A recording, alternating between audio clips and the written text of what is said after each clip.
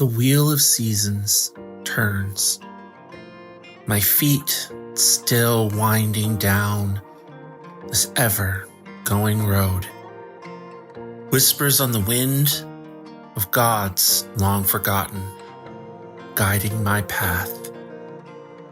As the days grow longer and the dewdrop sings, I feel the sunlight paint against my skin with the warmth of the color of love. The sunlight envelops me like a cloak woven of promises kept, like the arms of an understanding friend. Even as my heart aches, heavy with memory, weighed by grief, crumbling pillars and roadside cairns, reminders of all we have lost. I hear the oath of a season, the promise that in the end, find a place to finally call home.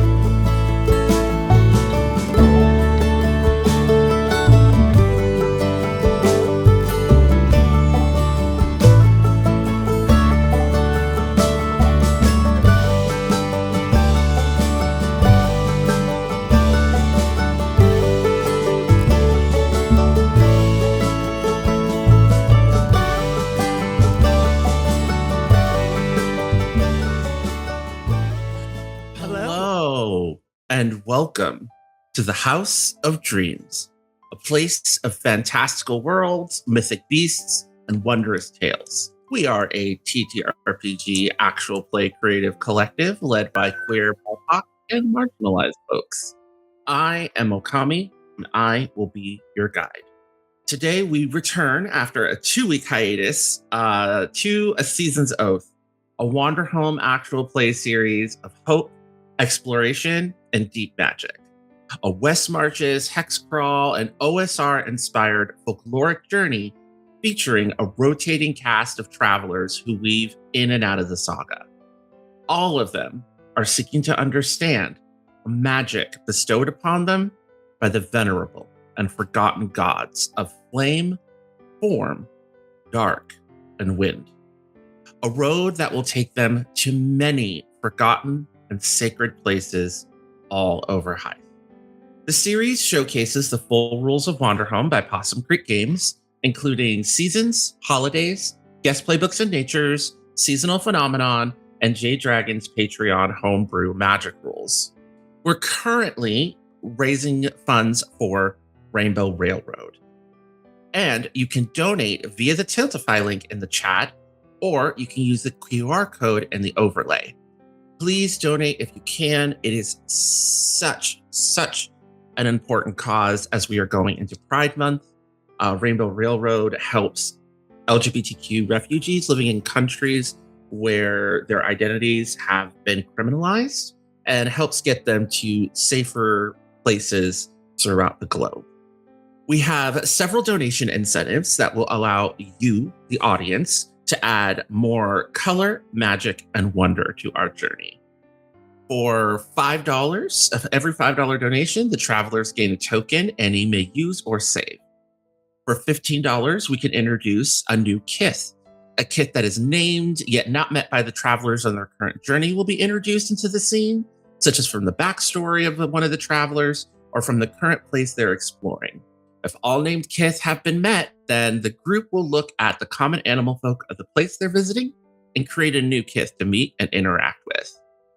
For $25, the travelers will discover a relic, which is a special kith that is an inanimate object that confers the traveler carries it a supernatural trait, as if they were a kith themselves. Each relic has a unique bead of Haeth lore that comes with it, and a roll in a special chart will determine what relic is found on the journey. Also, for $25, you can grant a traveler a level and a path of magic, either a new path or the next tier and one they are already gifted with, deepening their connection to the venerable and forgotten gods. We have a donation goal of 50. So for every $50 we raise, we will awaken a folklore. The folklore of the current nature being directly interacted with in the scene is immediately brought in, or if we're in the midst of the vibes, immediately after. We are going to begin our journey a bit different. Rather, with questions, we're going to begin the journey on the road. In our previous journey, you had been granted some insight, and now you all find yourselves on a hard-packed, well-traveled dirt road in the midst of a place known as Two Village Bridge.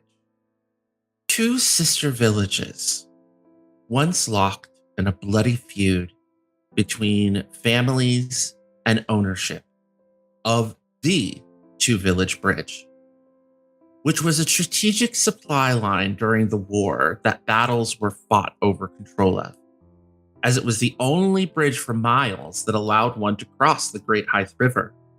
Both communities blaming one another, a new excuse for old grudges. But now the war's over. The villages share a river as their primary water source, and even some family ties. It is a place ready to heal as the two communities begin to reach out to one another. This is the place that Deep Greene is rumored to have planted a seed. The natures of Two Village Bridge are a farm, a place where people live unremarkable lives, deeply rooted in the turning of the seasons and the work that must be done. This place is a road, a place that exists for traveling through. This place is also a mirror, a place that reflects you back on yourself. The aesthetics that our travelers find themselves surrounded by are rusty, overgrown weapons of war, crops as far as the eye, a lively waterway, an ancient yet sturdy bridge, perfect calmness, and the sensation of an unfinished world. I'd like to invite my travelers to partake in the place moods that I am about to describe, should they wish. This place can always describe the calm mundanity of everyday life, reveal the thin margins people live on, ask, hey, want to help out? Give them a token if they pitch in whatever way they can. Describe something passing by. Keep someone from getting where they're trying to go. Push someone forward. Give them a token. Describe what looks back. Reflect back something someone didn't want to see. Ask, what is it about your reflection that unnerves you? And give them a token. Folklores of this place are the Pact of the Bridge Shrine, the Apple Girl and her loving parents, the ghost whose name cannot be spoken. Common animal folk are bears, sparrows, deer, and foxes. And the small and forgotten gods of this place are bridge guardians, ambulatory wheat stalks, and orchard blossom sprites. You're reminded of the holiday that has arrived. It is the Day of Song.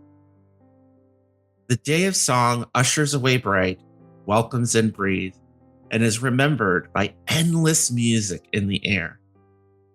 The traditions of this place on the Day of Song are an amateur talent show, historical reenactments, dancing and singing long into the night, a few songs everyone seems to know, and everyone going swimming. On the day of song, everyone can get a token whenever you take some time to listen to the music and describe how it makes you feel. Spend a token to sing or make music from the heart. And practice a song with someone. The specific lore of Two Village Bridge on this holiday is that the main celebration is held on both banks of the river, and the bridge itself is decorated with lanterns and colorful small paper shrines honoring the small and forgotten gods. The historical reenactments performed are of the great battles the two villages once engaged in, and of the peace talks that took place to end the violence. You've already had some time to walk through West Village, and you are in that liminal space where there is grassy fields on either side, a bit of a woodland area on the western side of the bank, and you see the Two Village Bridge itself, massive and looming off in the distance, and the rippling of the water of the river seems to be in tune with the music that you hear behind you coming from the heart of West Village Square as the celebrations for the Day of Song have already begun. It's late morning. You're all relatively full from a hearty breakfast that you had while traveling through West Village. What are the first things that you all notice as you are approaching the actual bridge itself? Mel? Yeah. What Mel notices is that two of her small gods are kind of vibrating the closer that we get to the bridge, but also the closer that we get to the bridge, one's like pulling to the bridge and another one's pulling past the bridge somewhere into deeper into the other village. Okay. Interesting. Theozander, what's the first thing that you notice as you're making your way to the bridge itself? I think Theozander, first he notices like all the beautiful lanterns that are covering the bridge, and I think there's many lanterns. There's people from the East and West Village make like paper lanterns every year, and usually you can cut out last year's lantern if it survived, or you have to make a new one if it fell off or got swept up in the wind. And there's like all ages make lanterns, so there's like very fancy ones from people who've been doing this for years, and then there's like child's first lantern that's kind of just a blob of paper that's maybe folded in half once, and lantern is kind of generous, but there's kind of a wide array of lanterns hung up on the bridge. Lavender, you have an eye for color and for landscapes. What's the first thing that Lavender notices as you're approaching the bridge itself? I think Lavender actually notices there's some, I don't know what kind of blossoms they are, but they're blossoms on each side of the bridge. There's a different colored blossom blowing in the wind. And you can see as the further they get from the bridge, the more they kind of blend together. Oh. Into a nice, just a nice kind of, I want to say one of the blossoms is white and the other one is red. Red, and they blend into a nice pink, I think. Yeah, the further away from the bridge that they get. But when you're close up, you see the color separate. Okay, all right. And Greene, you've seen all these things before. It's been a long time since you've been to Two Village Bridge. I would like to twist your question a little bit. What's the first thing that you notice that is different from the last time? All of the things that they just described are things that you have seen before and would know would be here on the Day of Song. but what here is different?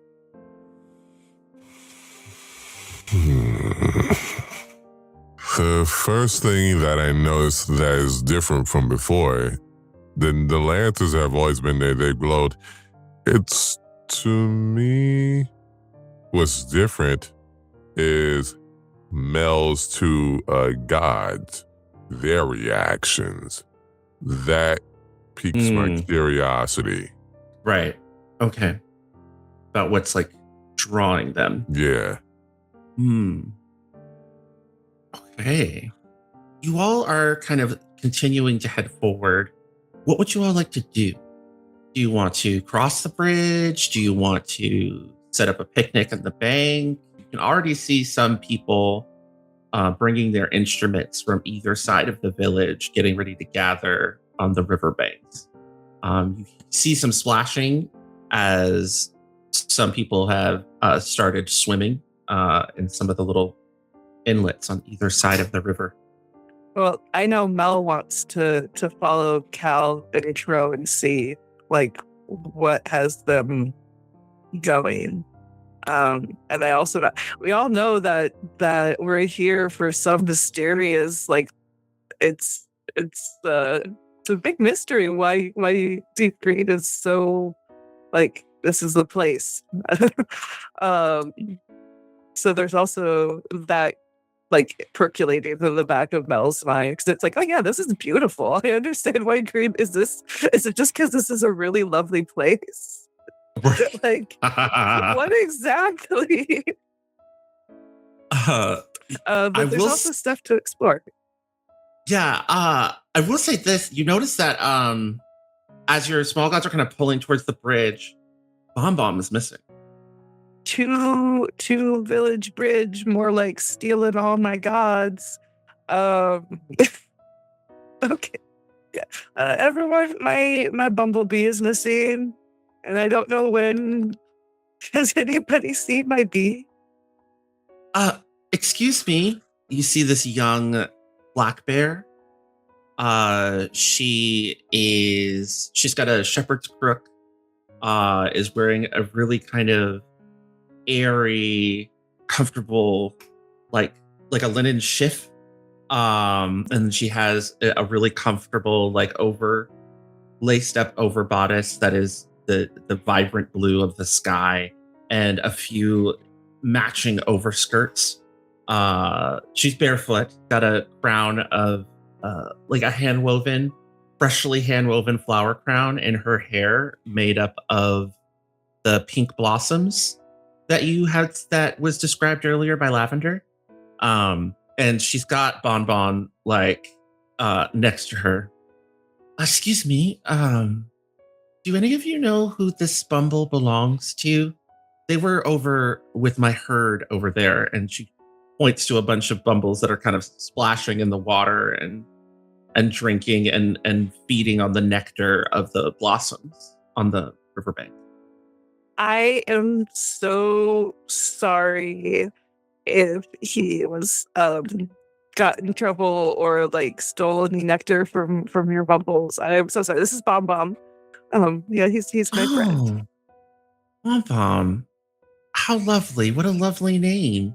No, and she's gonna do something she can always do, which is lay out the facts as she sees it. And says, no, but I think Bonbon just came over and wanted to play and try the nectar. I have a massive herd, but I know every single one of them, and I knew this one was not one of mine. And she just gently pats them on the head. Where? We just came into town. Oh, okay. It looked like she was going to ask a question, but then she just does something she can always do, which is push something concerning aside. Oh, Well, I'm glad that I was able to find your friend. I'm Shaban. I'm your local bumble shepherd for the two villages, and I'm glad I was able to help them. Are you here for the Day of Song? Right? Yeah? Yes. Thea's just like kind of looking at Greene like, are we? Yes. Yes. Well, that's absolutely lovely. Some of the villagers are putting up a little pop-up tent over there if you want to get out of the sun for a little while. Or were you heading over to East Village? Shaban. Mm-hmm. There's something familiar about Shaban. Something in the eyes. Who? You look vaguely familiar. She's going to do something that she can always do and ask the question, do you want to talk about it? Maybe you know one of my family members. Possibly. Would one of them happen to be Donovan? Oh, Donovan's my father. He's still in the farmstead over on the outskirts of East Village.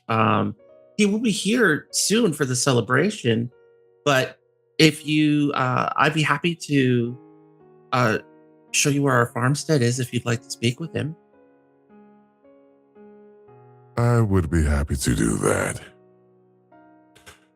If you guys want to check out the rest of the village, or if you want to travel along, that's fine.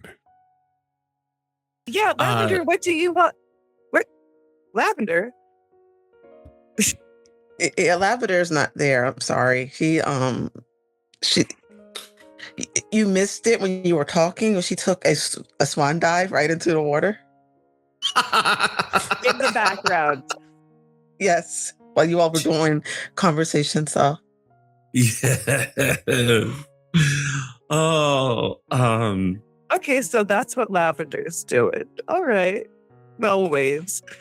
Greene, if you want us to come with you, I would love to go for a walk still. Like, always keep moving. Yeah. Yeah, I could stay back with Lavender and maybe find a nice spot to lay egg down for a while and do a bit of roosting. I might sit somewhere on the bank where it looks kind of soft and grassy, listen to some music. Yeah, chill out for a bit. You know, maybe we'll find some snacks or something. We'll have something ready when you come back. Theozander, you feel egg reach out on the outer edge of the shell and kind of push a little bit towards Deep Greene. An egg is going to silently ask Greene, "Are you okay?" It's not said out loud. It's just you can see the little egg, the little window, and it enters your mind. Actually, it enters your heart.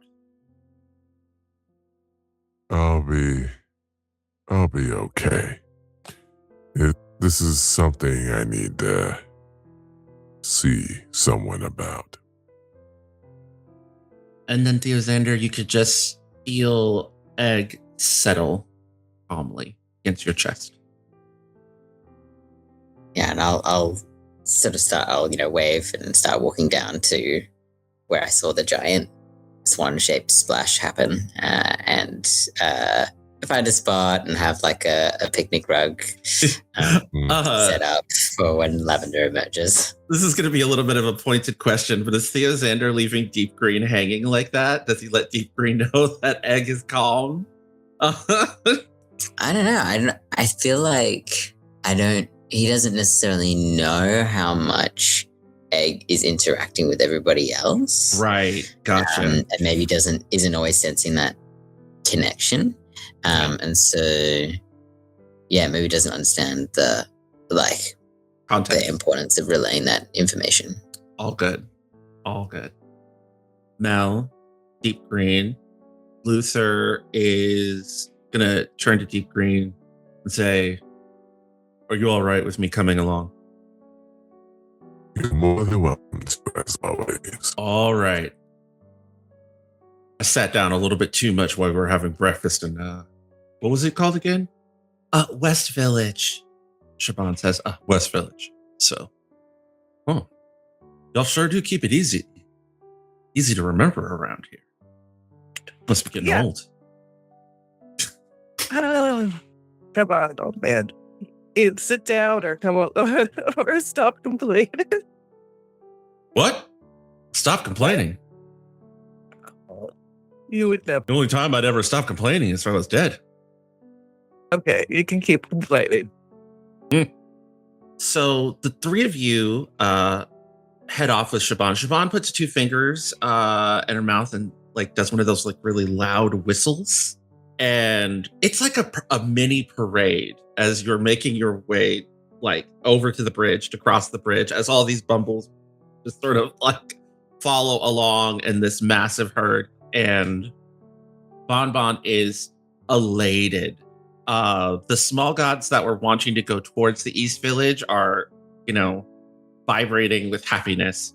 And you do see like some of the people in the village, just, you would think people would be like applauding at like such a whimsical thing, but I'm just going to describe the calm mundanity of everyday life.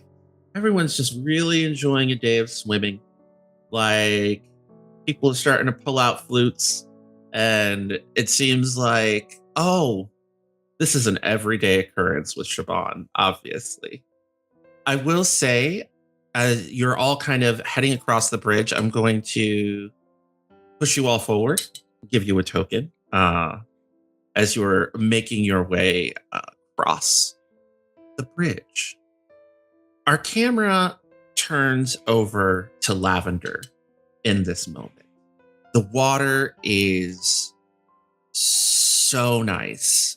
I'm going to describe someone passing by as you see just like a little, probably like a teenage sparrow in little swim trunks is like floating on top of the river, like just, above, and just sort of sails by you. Just, he's got like a long piece of straw, like a wheat straw, that he's just sort of mumbling around in his little beak, and he's just like enjoying the sun sailing past you. What do you do? Okay, that's not fair because Lavender was having fun and now she wants to draw someone. Not that drawing isn't fun, but you can't draw.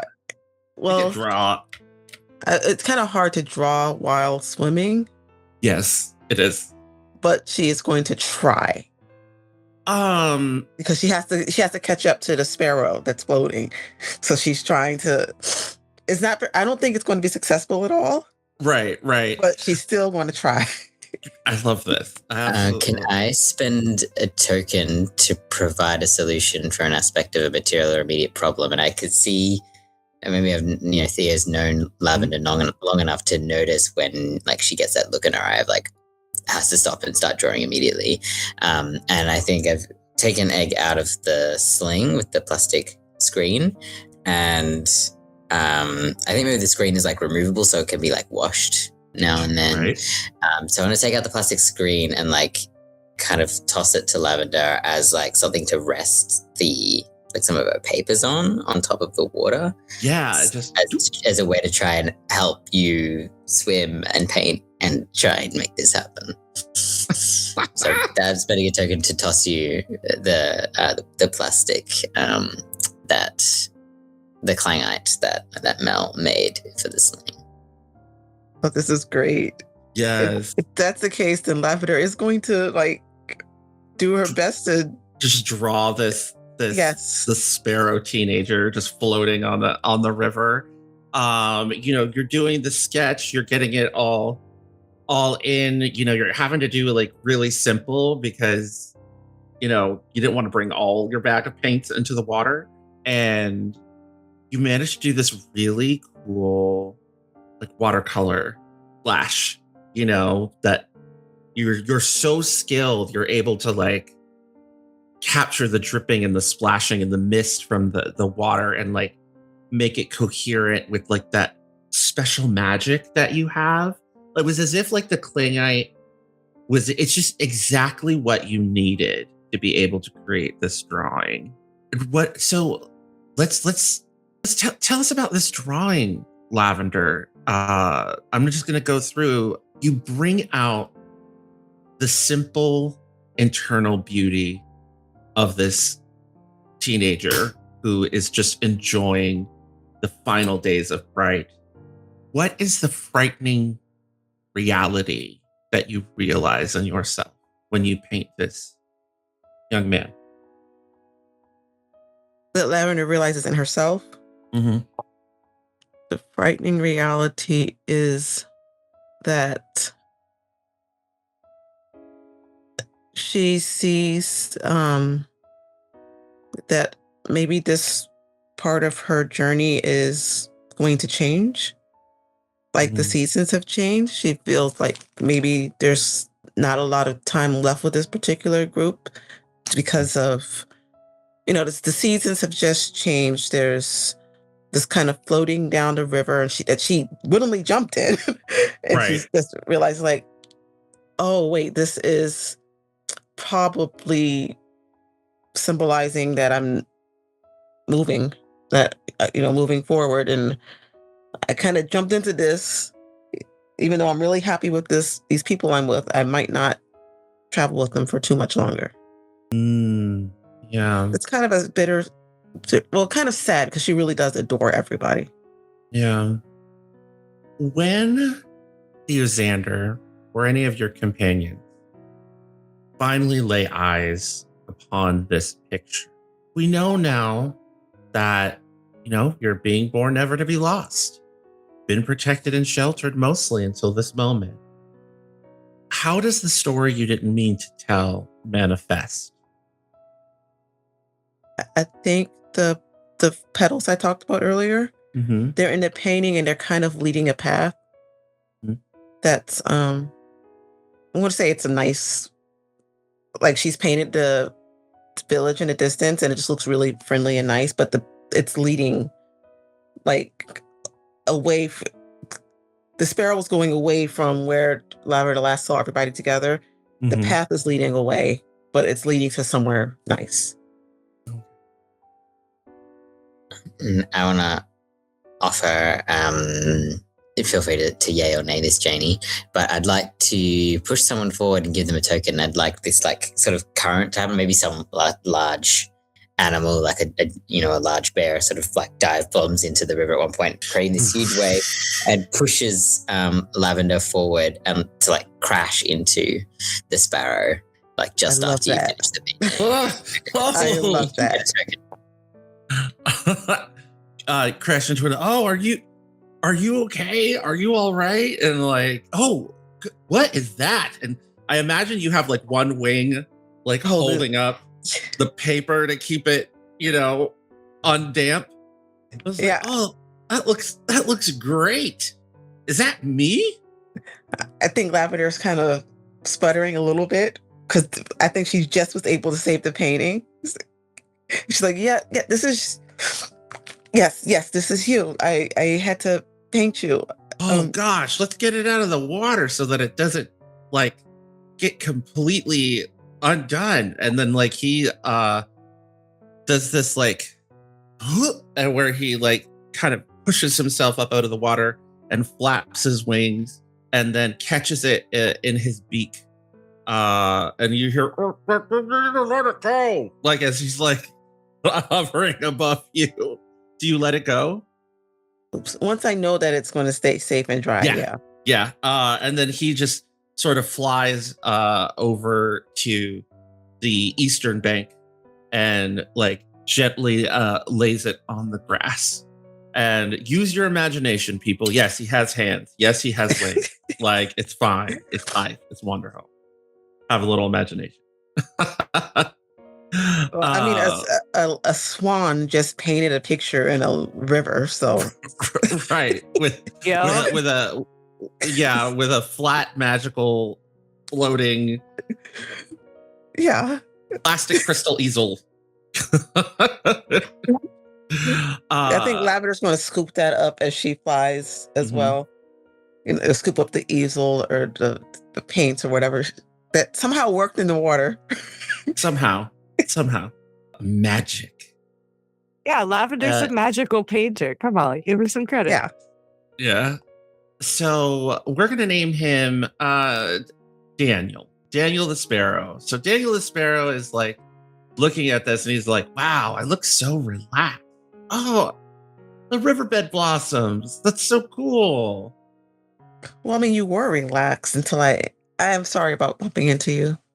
Oh no, that was Bosco's fault as he like points over to like the big bear that's just like, woo! Happy Derv song, everyone! You know, as it's just like splashing around in the water without a care.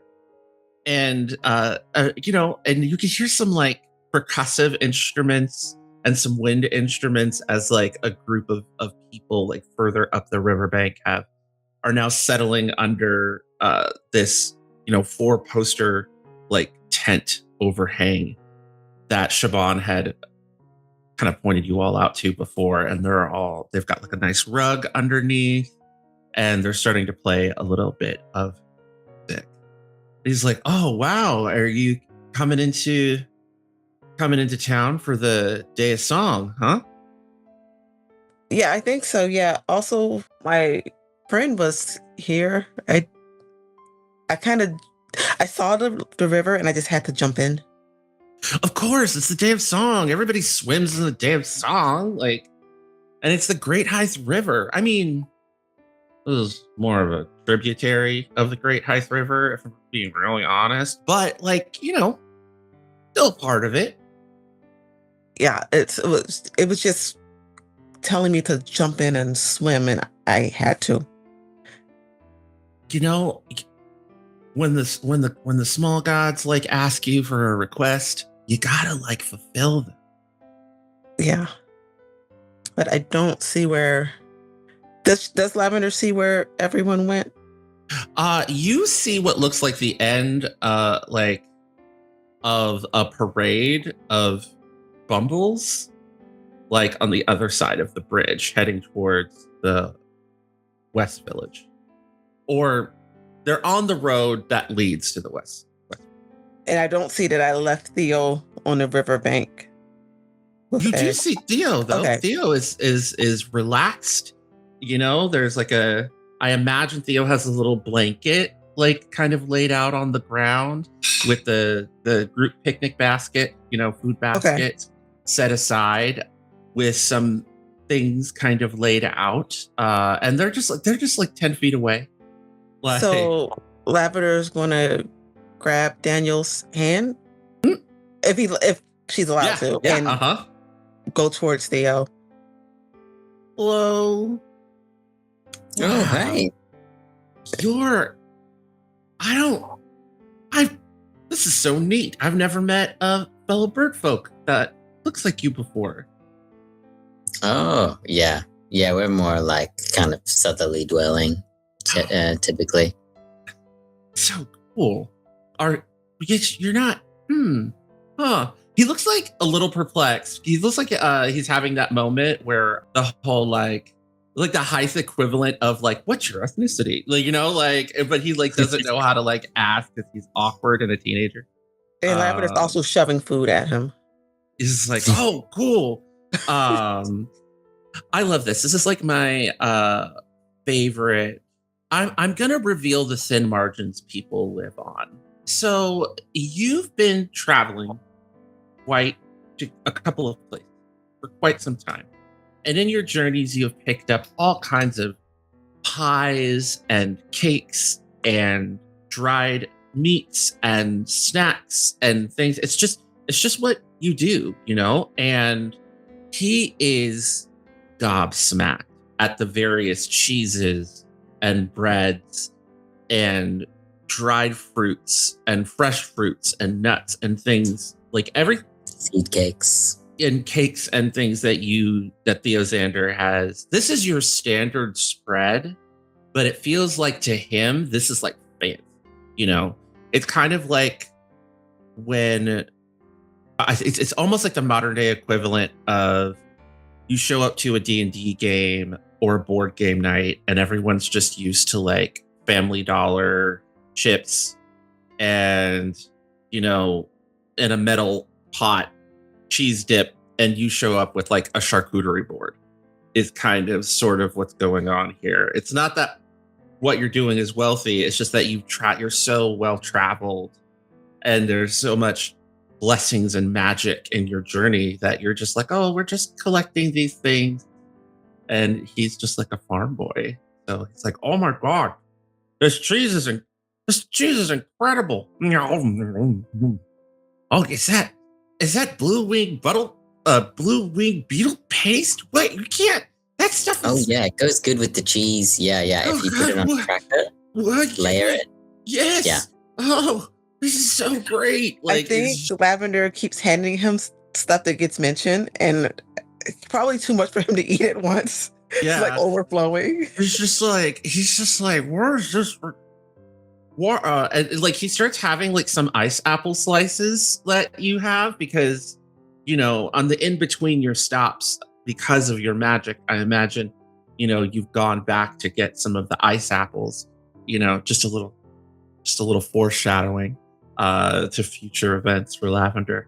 And he's just like, these apples, how do you keep the apples cold? Oh, they're always cold. They're from the ice garden and ice palace. Here, try this. And she like gives him the cookies with the jam in the middle.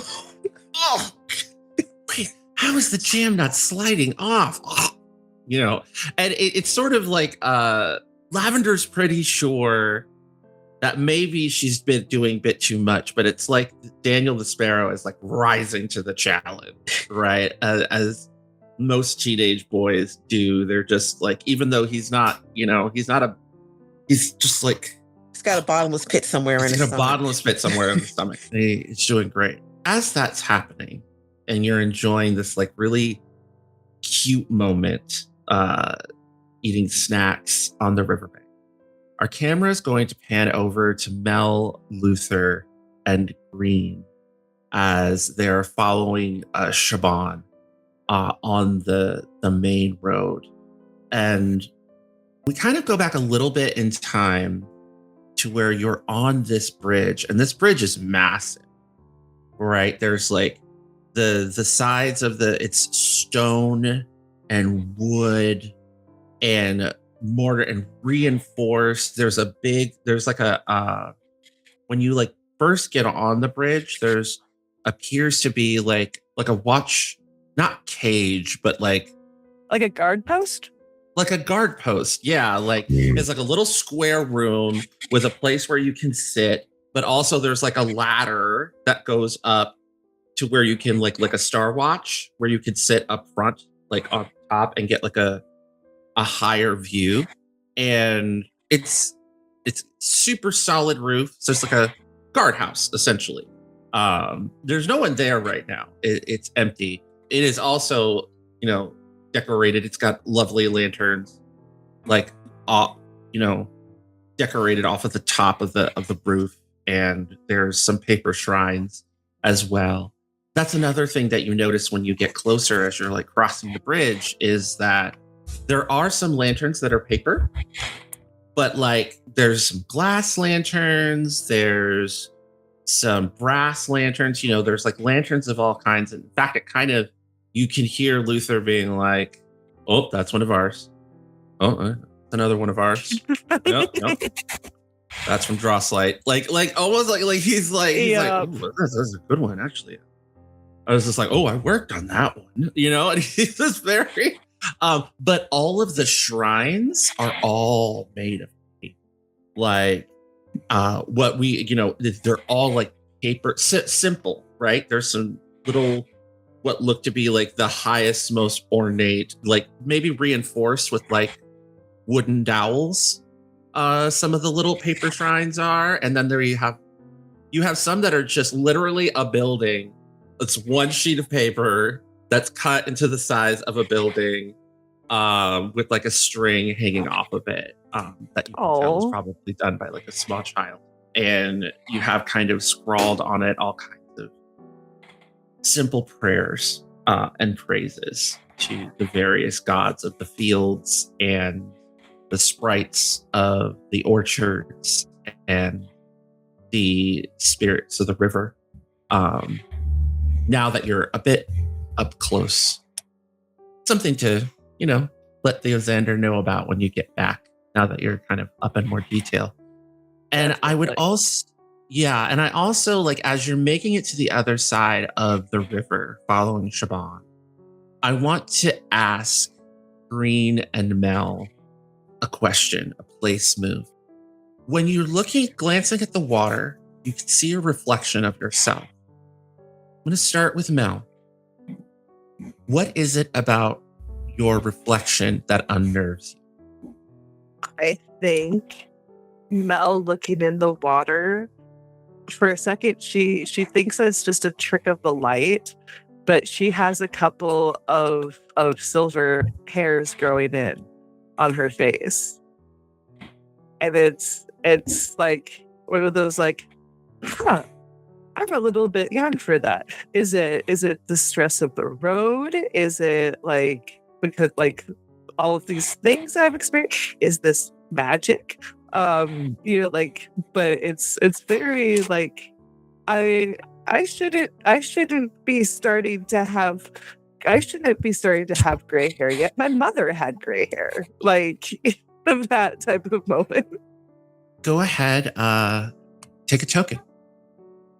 Greene, same question. What is it about your reflection that unnerves you when you glance into the water on your way across the boat? It's about the day I met Donovan and when he had the muscadet seed on him. It is a vivid and colorful reflection. It is almost as if the memory of that day is projected onto the reflection in the water. As I describe what looks back, it is your past looking back at you. Magic of the river reflecting it back. It almost feels like you were there all over again. And I'm going to make another place move, and that is to keep someone from getting where they're trying to go. And you feel frozen in that moment. Your feet are not moving. Your eyes are transfixed on this memory, trying to figure out, why did you steal from your friend? Mel, Greene's not moving. Yeah. It's like something has taken a hold of him. Shaban hasn't noticed. Luther will put a gentle hand on your shoulder and knock his head over to point it out to you. Mhm. But Luther, he's not going to tell you what to do. Yeah. Mel likewise like cocks her head over to Shaban, back at Luther. Like gesturing at Luther to go over with Shaban, and then steps up to Greene, in the personal space bubble. What's going on, buddy?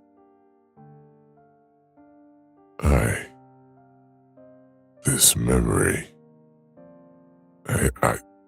Sorry. No, you don't have to be sorry. You want to talk about it? Yeah. And I call over to Shaban. Oh, hey, stop. She puts her paws out, and then all of a sudden all of the bumbles just like, they don't stop. Like some of them are just kind of fidgeting, but they don't move forward. She heads over and is like, everything okay? It was the river, wasn't it? Yeah, it was. Mm. And then I pull out the muscadet seed and show her. She's going to lay out the facts as she sees it. A muscadet seed. Oh, those are so rare, but the kinds of apples that you can get from that make a really great brew. I know. However, this doesn't belong to me. Oh. This is your dad's seed from a long time ago. Oh. Huh. Me and your dad go way back.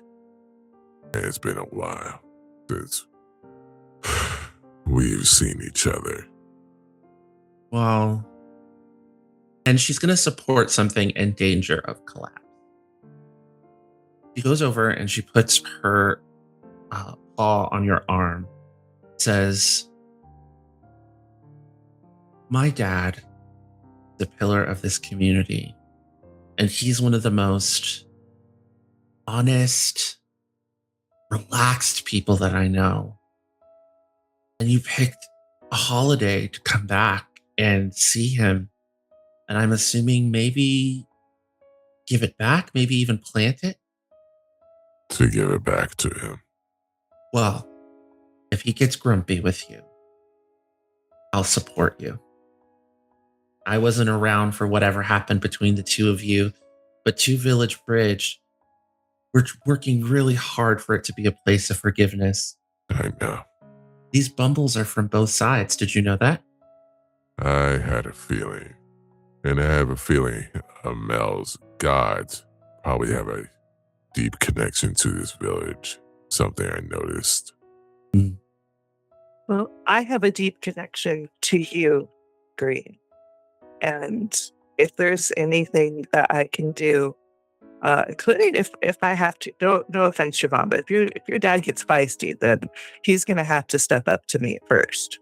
Because I would hope that my dad would know better than to pick fights with squirrels.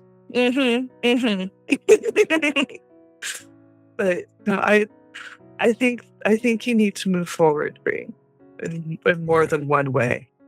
You've been holding on to this seed, this burden, for a long time. Come on. It's not too far from here. And I'm going on the day and the river and the rain and the song and the rain. And I'm going on down to the river. And she just starts singing like this, like kind of staccato, like folk song. And then all the bees start buzzing along, like as you know, this is just like one of those songs that everybody knows. Yeah, there's a 4-part harmony between the four of us. Yeah, there is a 4-part harmony as you all make your way to the other side of the bridge. Instead of going straight into East Village, like the road normally does, she takes you through a fork that takes you through a wooded area that eventually takes you into a massive orchard, like apple orchard. You know, there's a path that cuts through the orchard. There's all these little smaller side footpaths. You see empty baskets stacked on top of one another.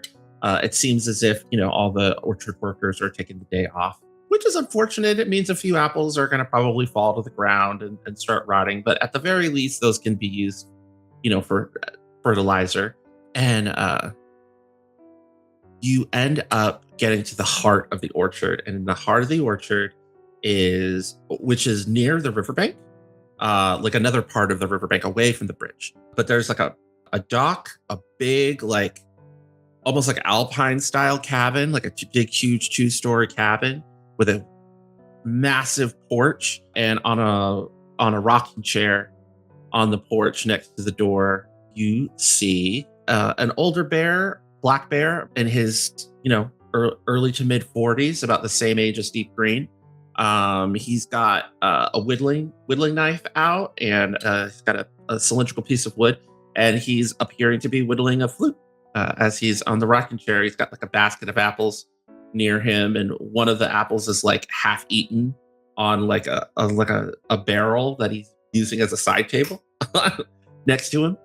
He's got, you know, big warm eyes, and he's just, you know, and you recognize him. That's Donovan, and he's wearing a pair of like dark blue denim overalls, barefoot. He's wearing what we would call in Puerto Rico a jibaritos hat, which is like a hand-woven straw hat. But instead of straw, it looks like it's made out of dried banana tree leaves. Just like woven really, really tight and loose on the ends. And he's got that on, keeping the sun out of his head. Mel is going to pull Greene forward if he starts to flay. I'm fine. I'm fine. It's been a long time. Old Sure. friend. It sure has. Takes the knife, Yeah. stabs it into the barrel, puts the flute on here. You here to settle a score? Because we're a place of peace now. And it's at that point you notice that he has like a little, like on the front of the overall, kind of hand embroidered. You see an orchid, pink orchid, symbol of the rebellion, has been cleverly sewn into like the upper right hand pocket. Do I know that? The pink orchid. I'm not here to settle a score physically. I'm here to settle something that should have been settled a long time ago. And He's gonna go with the flow, which is something he can always do. Huh? you remember this seed? My little orphan friend. After all these years, he like walks up. You know, he could have stayed instead of going back to the Chrysalis Temple. Yeah. Mel. Me and Donovan. Before I headed, we were orphans at one point. And we were actually at one point stayed at the Chrysalis Temple with Miss Jennifer. Mm-hmm. Yeah. I remember our walk and talk there. Donovan. Okay, so Donovan was one of those kids. Okay. Yeah. I eventually found a home. I got adopted here. I wanted Donovan to stay, but went back to the orphanage with the old lady Yeah. and took one of the few seeds that I had managed to get for myself. I did. It was a very rash move and a rash mistake. Well, wanted to be a farmer, but I mean, no buts. Granted. It looks like you succeeded in that. You got one heck of an orchard here. It's pretty nice here. He reaches out and takes the seed and looks at it. I will take this back under one condition. I think I know what you're going to ask. I want to plant it here in this orchard. It's all yours. It was your seed. And this is a place that you can call home. You just had to come back. He's going to point out a truth that everyone else has been ignoring. Everyone else being Geek Greene. I've been waiting for you to come back with this seed for years. I thought you would have come back sooner. I didn't think it would be when we're both men grown. And he looks over to Shaban with pride. But you know, it's never too late. Right, it is. It'll never be too late. It's going to be a while before this seed sprouts. So if you still have some time on the road and still have some seeds to plant, at the very least, stay for the Day of Song. I was planning on staying, coming back here for the Day of Song anyway. It's part of it. That's part of the festivities. I miss this place. It's been, has to be roughly 30 years. Mm-hmm. Come on, folks. We have a seed to plant.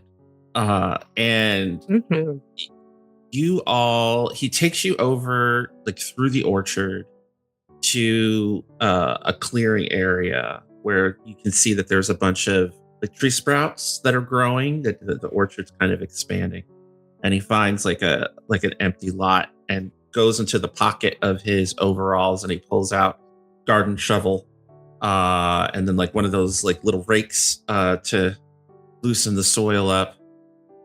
Where is it? And he like, I'm gonna hand this seed to you one more time, and it ain't going nowhere except in that hole. Drops the seed into your paw, And he stands there with his arms crossed, waiting. And I plant that seed where you want it to be. As your paws are meshing in the dirt, you feel the deep magic well up inside of you as life is poured into this seed.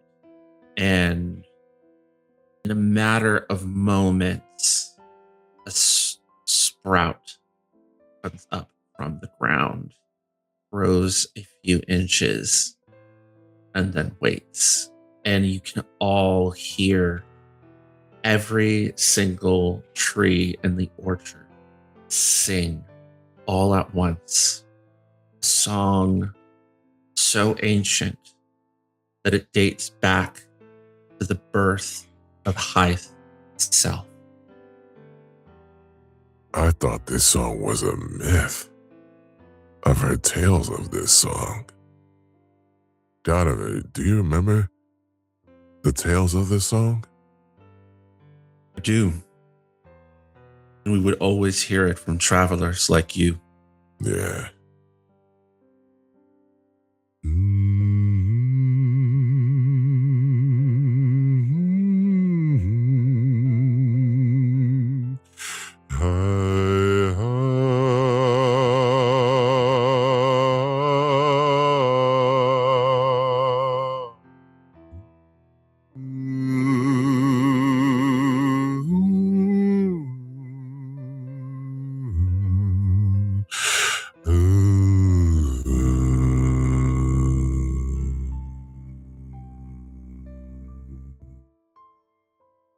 Sensation of an unfinished world lingers around all of you, even those of you sitting in the riverbank, far away from the scene. But it's not the sensation of an unfinished world and the sense of emptiness, but in the sense that there is space to be filled. There are promises to be kept. And there is yet so much more to grow in the coming seasons. With that, we're going to take our break. We will be back. Please stretch your legs, get some water, get some coffee. And when we return, our travelers will reunite and celebrate the Day of Song.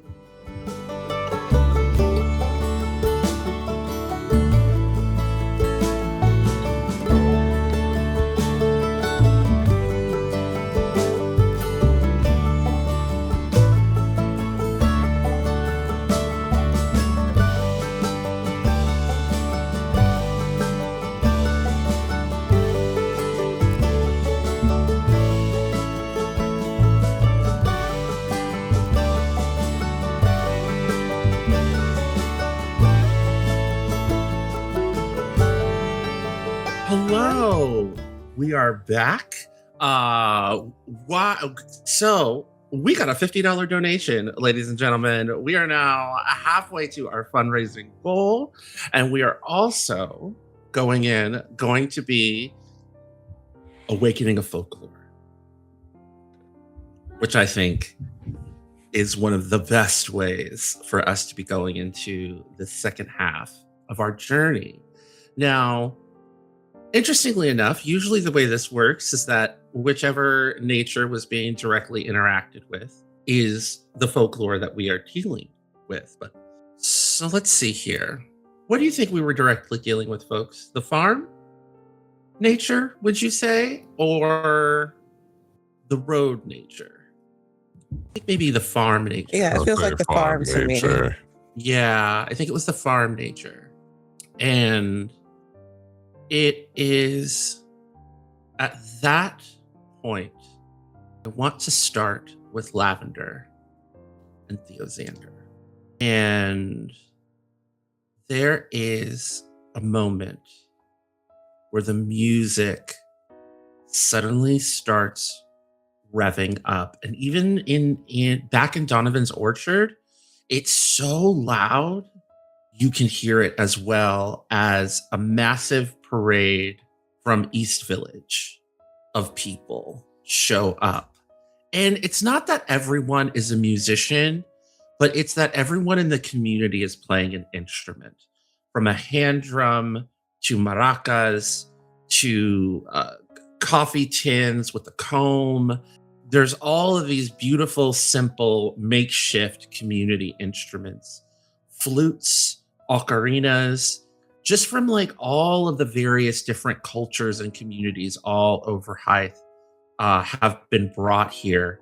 And you see the people on the West Bank where Theozander and Lavender have their little picnic set up with Daniel the Sparrow, just start to like cheer as in front of the parade in a beautiful, long, white dress, an empire waist, white linen dress that is with a apple red stay that's laced up with, you know, a deep, like, tree bark brown leather laces on the side and on the front, is this beautiful young sparrow girl who has this like headdress, like a not a headdress, but like a not quite a veil, just an overshaw like over her head, kind of giving the implication of like long flowing red hair, and that is embroidered with all of this leaf and apple imagery in gold. And she has a little hand drum with streamers on the side of it that she's sort of playing. And there's these two elderly bears, Mama Bear, Papa Bear, that are wearing like similar outfits to her, like the same kind of like red and gold and brown. You know, Papa Bear's wearing like a vest and trousers. Mama Bear's wearing a dress that's similar to the one that she's wearing. And you can tell they look like proud parents. And everyone is just like really excited. And there's something just captivating and otherworldly about this young lady. Her eyes shine with the glow that Theo and Lavender, you have only seen in Small Gods. And everyone is like really, really excited that she's here. And they seem to be like not just celebrating Day of Song, but like celebrating her. And she's just sort of like, no, enjoy the day. Go swim. And she turns around and she locks eyes with you, Theozander. I'm going to ask a place question. And I'm going to describe what looks back. She looks at you, and the reflection of her eyes feels incredibly familiar. And then you realize and you remember a story that you read about this place. And what reflects back to you is the folklore of the apple girl and her loving parents. You see played back in your mind, you're suddenly transported back to the Four Quarters Collegium, looking through all of these different books, studying all of these folklores, and you see this picture book of essentially like folk tales all through Haeth, and you're flipping through it, and it's the tale of this mother and father who wanted a child so bad, and they're at the river, and then like the next picture is this massive apple the size of an egg is floating down the river, and them like swooping up the apple thinking that they're going to make like a massive pie or something. And then the next picture is them in their like little cottage, and when they go to like cut the apple to like make a pie, the apple bursts open and you see like a little sparrow girl inside of the pie, and then the mother's like, "Oh, our wish has come true." And the rest of the story is about how the girl is tied to the small gods and how the orchard blossom sprites like listen to her, and how she has the ability to heal wounds and has a beautiful singing voice and is an amazing cook so long as what she's cooking has apples in it. And the story comes back to you and you realize this is her. This is the apple girl and her loving parents. Like, you're looking at a living folklore. Yes, you've encountered small gods before, but this is like you can feel the magic resonating off of her. And Lavender, you and Daniel are like eating, but you notice Theozander is like in some kind of trance. And Janie, are you familiar with automated writing? The idea of people going into psychic trances and like writing things from spirits? With your permission, do you feel like in this moment of magic and wonder, Lavender has unknowingly drawn the apple girl and her parents? Yes. Okay.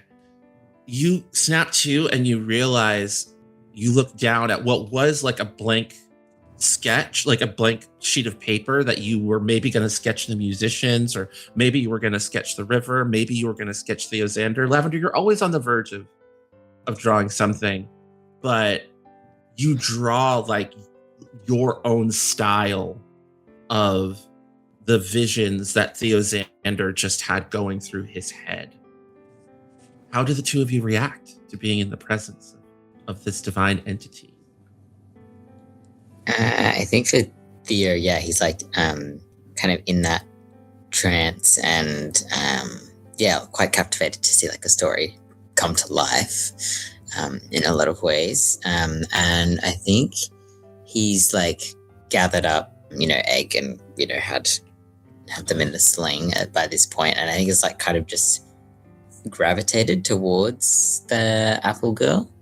Are you at the edge of the river, or are you going to go across the bridge?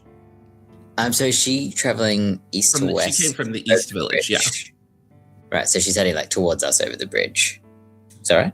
If she went into the water, she would be going. So you're like on opposite sides of the river, but you can still see each other because that's why Daniel made the joke about it's more of a tributary than a river, because you can see the other side far easily and you can actually swim across it if you're a strong swimmer. I think I'd walk up the bank like to the west end of the village, like west end of the bridge, right, to try and like meet up with her if she's gonna cross the bridge. Kind of like heading in that direction. She actually like perfectly mirrors your movements, right? Like it seemed as if, and I'm gonna give this to Lavender. Lavender, you're pretty sure that she was just gonna sit down with her parents and the other West villagers and like set up camp and start playing music on the West Bank.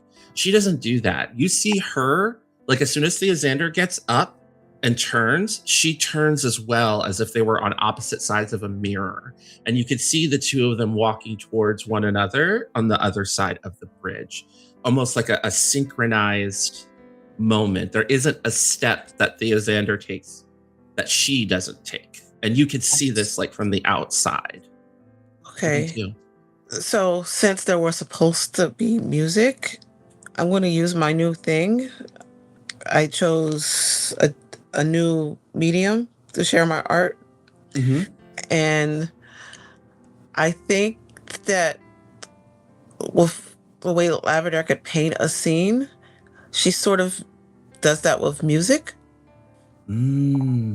Just, I don't know if her painting sings or she gets, I hate to say this because this is terrible, like color, like if she just kind of paints in the sky music. I don't want to say. I love that. I love that. So you're like painting notes in the air and then the notes start making music. Yeah, I'll say that. That I worked love better. it. I love it. Also, you just start painting notes in the air and music just starts to swell, and the instruments are a combination of your voice and the sounds of nature. It seems as if like the wind picks up and hits the leaves to make the beat that you draw in the air. And But can I say that Lavender, does sing for a little bit, but then stops? mhm. And then And then like just has the everything else do this? absolutely, like it's kind of sort of like you're drawing the notes, you're humming it out as if you're writing a song, and then when you get back to like repeat, then nature starts playing, and then Yeah. the musicians around you, the people with instruments, start reading the music that you're painting in the sky and playing as well. And there's this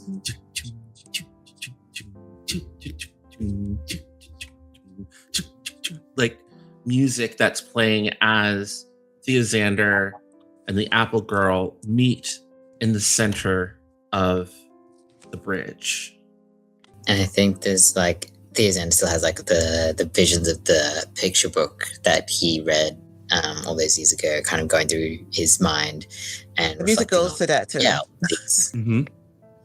Yeah, perfect. I love it. That's a great tableau. And I think he's remembering kind of like all the sort of magical things that she's, the tales say that she can do. And he's not sure how much of it is true, but I think in this moment he knows that like a lot of it probably is. And she's like a child, right? She is no, she's like a youth. She's like an adolescent. Like you think maybe she's been a part of this village for like a really long time because her parents look really old, right? So she's And like they were like sort of young in the story. yeah, she looks like maybe she looks younger than you, right? She looks like she just turned like 18, 19 or 20. That weird like transition space between like full adult and teenager. young adult She's- kind of yeah, space. she's right in that category.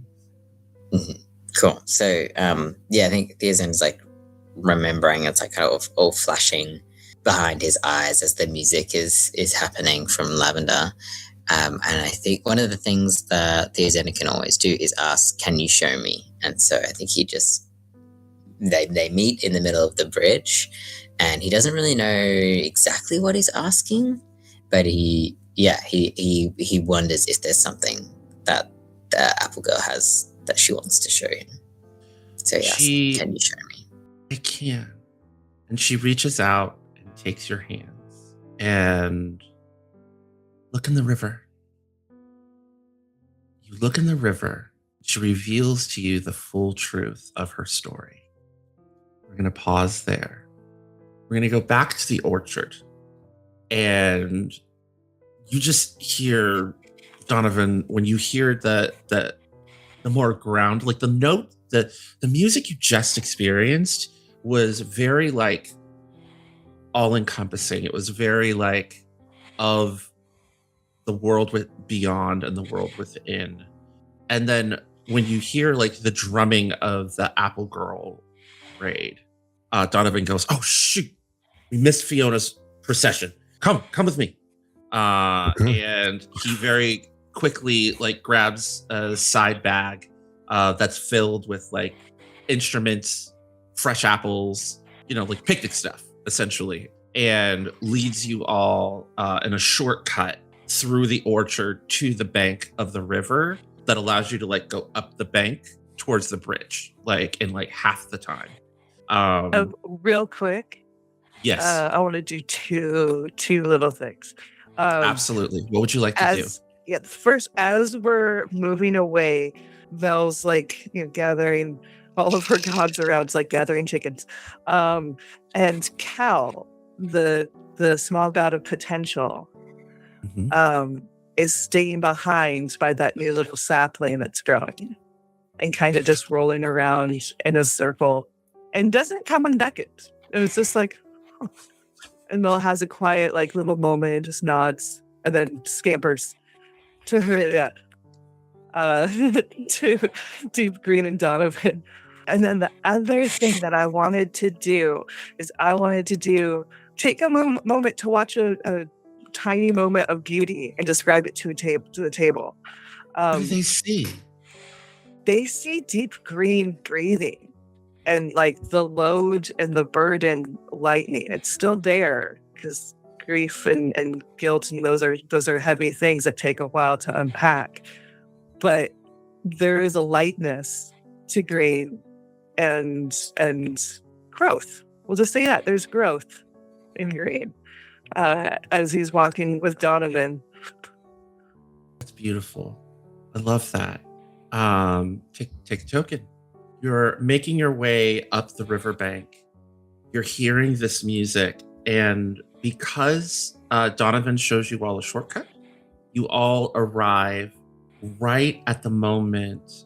So Donovan called her Fiona, and you all arrive right at the moment where the Apple Girl and Theozander are meeting on the bridge, and Theozander is looking over into the water. And what you see, Theozander, is not an apple, but a massive red egg, speckled with a little bit of green on the top.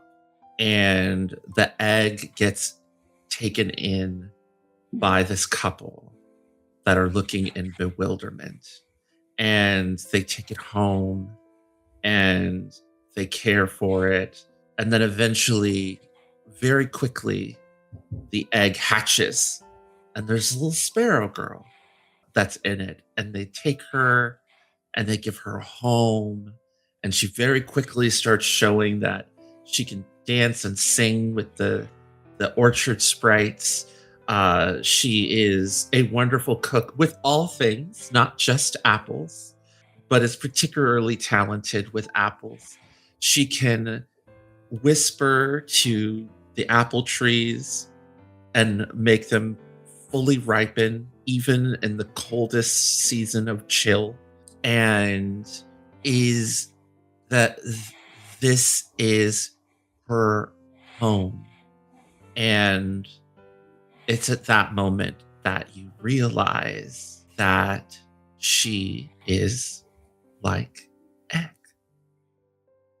Yeah, I think Theozander gets a bit like misty-eyed, like recognizing the similarities, and particularly seeing like she's led a very like happy, wonderful life. And I think he's like, maybe he wasn't aware of the fear or nervousness he had for this egg that he's carrying, and like its sort of unknown, mysterious heritage.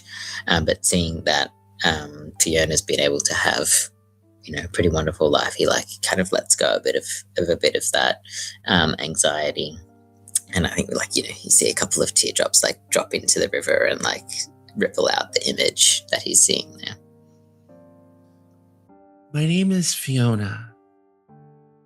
They call me the Apple Girl. She just sort of smiles at you warmly, and then she looks at Egg and she's like, "Hello there, little sibling. Ready to see the world?" And then she looks up at you. You ready to show them the world? I think so. It's a pretty beautiful world to see. And I would like to give everyone else in the group a moment.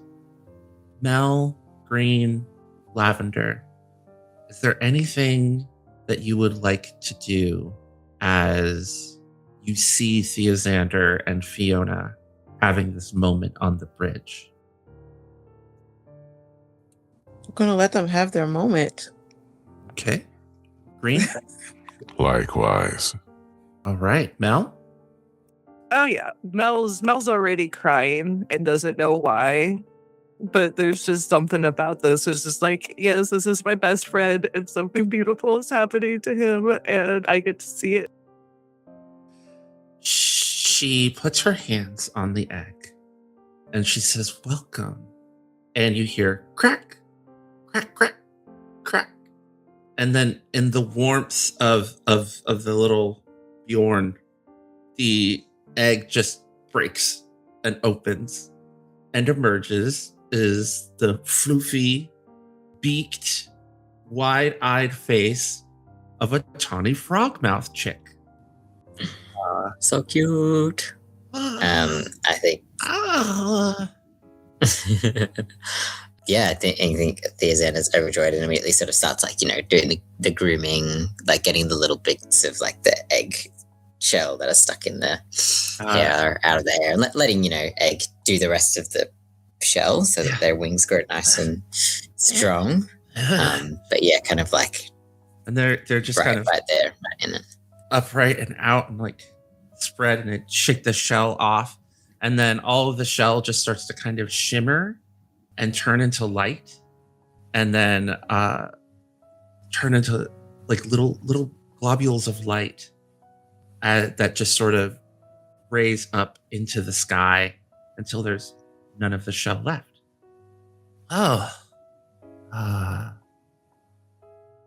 They look up silently at Theozander and non-verbally say, "Are you okay?" I think Theozander's like beyond words at this point and can't like answer out loud or like internally in any word formed way, but I think he just like scoops up the chick and just like gives like a very gentle but like big hug and get that sort of body heat sharing together and just nestling in. And they say with an unusual clarity out loud, "Theozander? Parent? Are you okay?" And I'm kind of like looking between this adorable chick and Fiona's Fiona. Like, I'm so sorry. I should have warned you. Is this normal? When I was born, I was able to. As soon as I hatched. Great. I'm so sorry. I should have said something. It's just, it's the way that gifted ones are. I think it's because we're more god than animal folk. Cool. Well, that's great. I'm excited to see how your vocabulary grows. It's just chatting down to this Vocabulary, words. Great. I didn't even say words, and you already said the word words. This is great. Cool. I'm excited. I'm a little bit terrified also. I'm not gonna lie. Am I okay? Probably. Name? Are you hungry? Name? You will have one. Yes. I don't have one prepared, but I think one will come to us. I mean, if you have ideas, I'm open to it. Cool. Well, let's. And there's like a little shrug. It's just like, all good. Perhaps we should go and reunite with your friends. Yes. Let's do that. And I think we're going to do a little time jump, a little fast forward, as everyone kind of shuffles around, and you end up finding like a little space that's set up for you all, where you're able to kind of have food and relax and enjoy one another's company, and have Egg there, who keeps just sort of randomly mirroring and spouting words and is playing with words and sentences.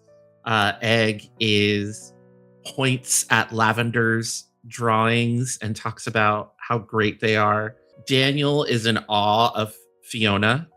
You can tell that maybe Daniel has a little bit of a crush, or maybe there's a little bit of dueling crushes going on, because he's got like a little bit of a crush on Lavender, but also like this is the celebrity of the town, is also of the two villages is here, so it's a little bit much for Daniel. It's so much that Daniel just can't leave. He just has to stay and hang out because this is like the coolest thing. Donovan is there, reunited with his old friend. You're surrounded by a bunch of bumbles. Your meal has fresh honey, as an addition that Shaban gives all of you. Mel, you and Luther are both dealing with crying and not knowing why. Like in this like kind of overwhelming moment. Luther showing Egg lanterns, like lantern. And I want to Luther, ask. real Yeah. quick, Luther was totally the type who'd be like a lantern and then start going into like the different parts and like really trying to get into no, save it for tomorrow. He has time to learn. Save it for tomorrow. It's just like glass, fusing, heat, Yeah. light. Like Sure. you feel like Luther's explanation is just like flooding information into Egg's mind, and like Egg's really trying to keep up. Oh, you're right. I will save it for.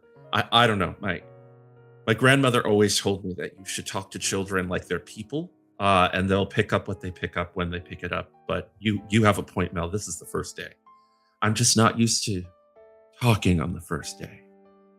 Yeah, I don't know. I don't know. We'll deal with whatever we deal with. Love them all the same. Do any of you have questions? I know you have questions as Fiona like motions to Theo. Do any of you have questions about Egg? Or about me? Are you gonna eat that? The points to half the roll. Oh, no. And she hands you like these fresh baked apple tarts that her parents brought to the celebration. Oh, thank you so much. I think Lavender is just going to hand her a drawing that she did of her. This is so beautiful. Wow. Oh. You're my parents too. Her Yeah. eyes start getting like really misty. I don't know why I'm crying. This is so beautiful, Lavender. Well, don't. I just wanted to give you something nice. It's just. It is nice. It is nice. It's really nice. Whew. As you Lavender, you feel like she can feel, like she can sense that loss.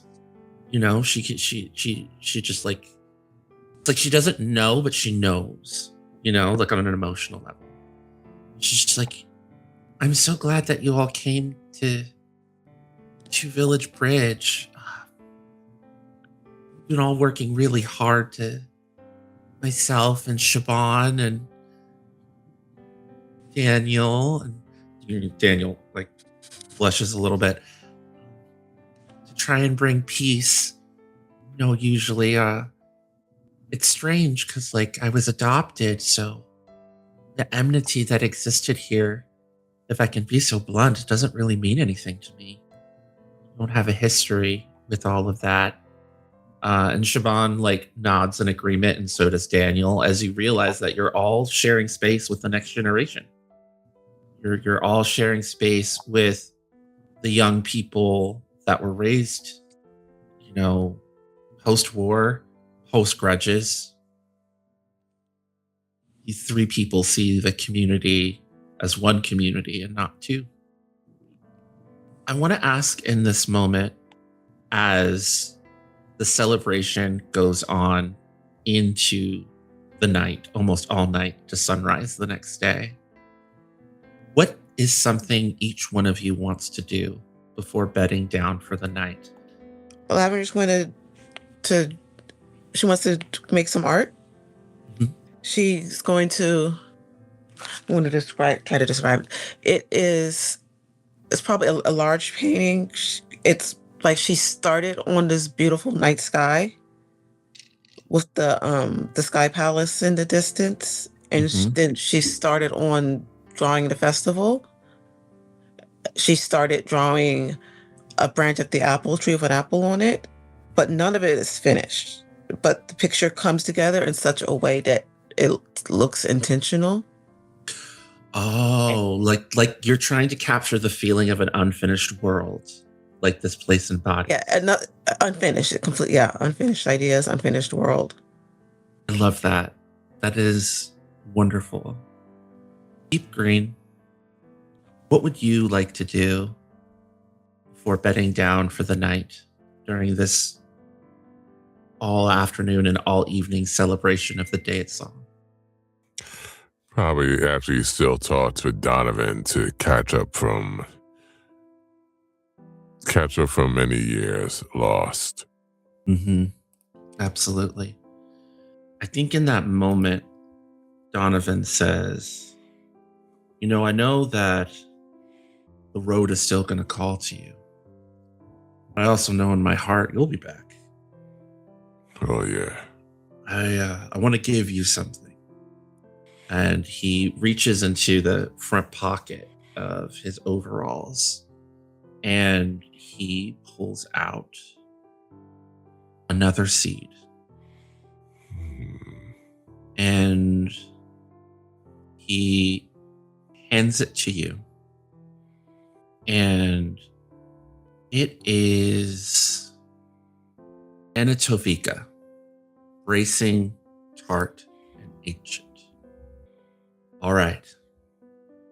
The seed is very important. I need you to protect it. It is betrothed to a forgotten and pensive god by the name of Bray. Do not know where Bray is. They once had a small shrine here in the town, but it was destroyed when I was still a boy. The monarchists destroyed it. I haven't seen Bray since I was a child, but I've held on to this seed to Anatovoka. And I worry that if you can find Bray, reunite them, I would deeply appreciate it. But please do not plant her. Do I have your word? You have my word. And he hands you Anatovoka, which will replace the seed that you have given him. And you hear a voice in your mind, a feminine voice that is emitting from the seed that says, "Thank you. I hope you will help me find my love." I will. And Donovan takes you into a deep, deep embrace. My home is your home, my brother. It's good to be back. Theozander, would you like to be last or next? I can go next. That's Okay. I think before bedding down, so the other night continues, and I think the chick starts getting sleepy pretty quickly, especially after having a lot of brain workout, learning a lot of glasswork related words mainly, and I think as they're getting tired, I think probably the town like music transitions into sort of more lullaby type music. It gets kind of slower as the night starts, and Theo starts sort of humming along and crooning, and has come up with a name for the chick, and so wishes them good night and says, welcome to the world and have a good night's rest. Bridge, named for the bridge you were born on and the bridge between animal folk and small gods that you are. Oh, I love that. And like as their eyes droop and they pass before they drift away into their first dream-filled sleep in the world, they say, "Bridge, bridge." And they head off into sleep. Mel, before you and Luther bed down for the night, what would Mel like to do? And keep in mind, the music will be going all night. After a couple of hours of lullaby music around midnight, it starts to get a bit bawdy, just to give everyone a point of reference. Well, the TG part of it will be before Donovan leaves for the night. and probably still while he's hanging out Yeah. with Gigi, but like walk up and be like, "Hey, Donovan, I have a favor to ask of you, if that's okay." Of course. You helped bring my friend home. I owe you one. Oh, you say that? Okay, cool. Hold you to it. So two of my little friends want to stay here, and Cal pops back out because he's rolled back since the orchard. And Mhm. Tro, which just like appears on the winds like a ribbon of rust. I've been talking with them while you and Greene caught up, and they want to stay here to help. Cal wants Oh. to help in the orchard. That's it. Potential's his thing. Ah. But Tro saw all the weapons and all the reminders of bad things. And they're a god of decay, of change. Ah. And they want to help reinforce the new and not erase the past, but make the edges a little less sharp. Well, they're both more than welcome to stay, and myself and my daughter will make sure that they receive offerings and are paid homage to. Thank you. Okay. Yeah. They don't take much, but I just, even if you were, they would still stay behind and I would worry. But I know I can trust you. And yeah, thank you. Thank you very much. Welcome. Come on, you two. And they kind of hover around him. Let's go listen to some music, and in the morning, build you both some shrines on my property. And he heads off with his two new small god friends that you have entrusted with him. And with that, yes, go ahead. Sorry, I was going to have Lavender give the picture to someone. Yes, who would you like to give the picture to? Do you want to give it to Fiona? Do you want to No, she was going to give it to Kamal. Ah, okay. Our final moment under the stars, where Kamal has kind of been, off on his own, playing music, telling fortunes. Ah, Lavender, how was your day? It was great. Here, I made this for you. And she hands over the picture. Oh, this is wonderful. I think it's really beautiful. Too.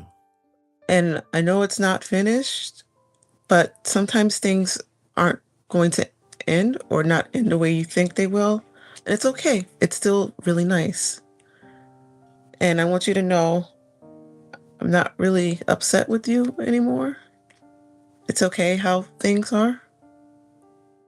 We don't know how our stories are going to finish or where they're going to take us next, but it's still what we have is beautiful. What we had is beautiful. And thank you for looking out for me so much. We're going to get through it. I think after this journey with these friends, I think I want to show you where my home is. Or at least where I'm. And then the camera kind of goes up to the stars. And a shooting star whizzes by as everyone in Two Village Bridge on the day of song closes their eyes and makes a wish deep in their hearts. And that is the conclusion of our journey. Thank you all so much for joining us. I am Okami. I have been your guide. We will be back next week. Same Wanderhome time, same Wanderhome channel for the conclusion of Chapter 6 of A Season's Oath, A Wanderhome Journey. I am going to go ahead and just kick it to my amazing travelers and to let us know who they are, where they, one thing that we can see you in next. and then popcorn it to another one of the travelers. I think we're going to go ahead and start with the wonderful Lavender. Hi, I'm Janie. I am just here next, I believe. Yeah. So I will see you all next week. Who you want to kick it to, Janie? Paul. Hey everybody, I am Paul. I am gonna be I'm in a new audio drama called How I Died, Med School. And actually, if it's not this week, the episode my character's premiering is not probably in 2 weeks from now, I believe. And I'm gonna popcorn it to Baba Yaga. All right. Yeah, I think actually the next place that you can find me is here as well. But the week after that, so that would be, oh dear, the 12th, I will be over on Pantsless Table playing in a Walking Dead game where things just got really, really hairy. We're at a massive horde and there's all kinds of scary things going on and the dice hate us. So it'll be great to see what happens next time. And last but not least, Theo. Thank you. Yes, I'm Logan. I've been playing Theozander, Breathing Stories on Blue Sky and on Itch. And I'll be here next week. But another thing you can look out for is finally season 2 of my podcast, Lyrical Ludology, the podcast about the lyric games niche of TTRPGs. I hope to start dropping episodes in probably the next couple of months, but keep your eyes peeled. I'm really excited for it. Fantastic. Please follow all of our amazing cast. I'm really, really excited. And we'll see you all next Saturday for the conclusion of this chapter of the journey. Thank you so much to the amazing person who donated to our cause. We really, really, really, really appreciate it. And thank you also for, helping awaken a beautiful folklore that provided a wonderful moment for our travelers. And with that, we will see you on the road next week.